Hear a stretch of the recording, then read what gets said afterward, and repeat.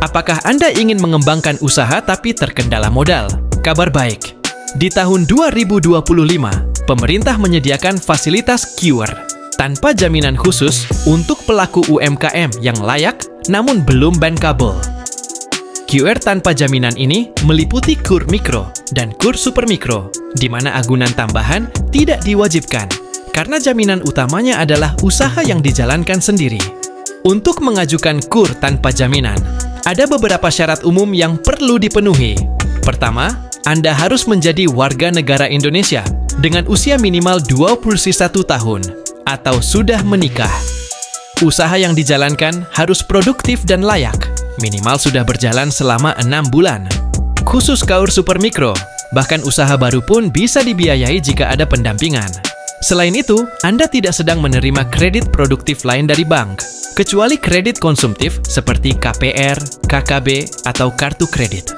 Pastikan juga dokumen pendukung lengkap seperti KTP, KK, NPWP jika ada, serta izin usaha berupa NIB, SIUP, atau SKU dari kelurahan atau desa. Mengenai plafon pinjaman dan bunganya, KUR super mikro memberikan pinjaman hingga 10 juta rupiah tanpa jaminan tambahan. Sedangkan KUR mikro bisa mencapai 10 juta hingga 100 juta rupiah, juga tanpa jaminan tambahan. Bunga yang berlaku hanya 6% efektif per tahun, yang merupakan subsidi dari pemerintah. Tenor pinjaman maksimal 3 tahun untuk modal kerja dan 5 tahun untuk investasi. Beberapa bank menyalurkan KUR tanpa jaminan di tahun 2025. Antara lain BRI, Bank Mandiri, BNI, BTN, serta beberapa bank pembangunan daerah yang ditunjuk pemerintah.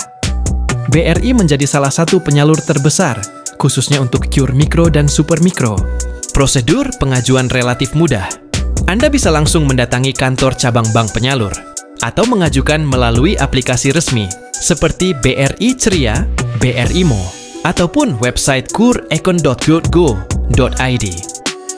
Setelah itu, isi formulir pengajuan dengan data pribadi dan usaha, lalu lampirkan dokumen pendukung seperti KTP, KK, NPWP, dan izin usaha. Bank kemudian akan melakukan verifikasi dan survei lapangan untuk menilai kelayakan usaha dan kemampuan bayar. Setelah semua selesai, persetujuan dan pencairan dana dilakukan, dan dana akan langsung ditransfer ke rekening debitur. Namun, ada beberapa hal yang perlu dihindari. Jangan mengajukan pinjaman tanpa usaha yang jelas atau usaha baru tanpa bukti aktivitas. Hindari memberikan data palsu atau jawaban yang tidak konsisten.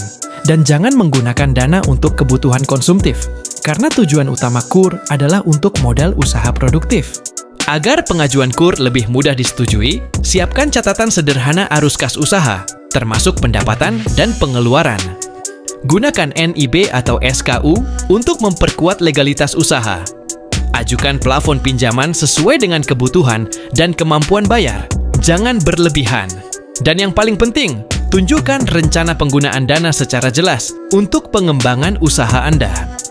Dengan mempersiapkan semua ini, KUR tanpa jaminan 2025 bisa menjadi solusi tepat untuk menambah modal dan mengembangkan usaha Anda dengan bunga rendah dan proses yang relatif mudah.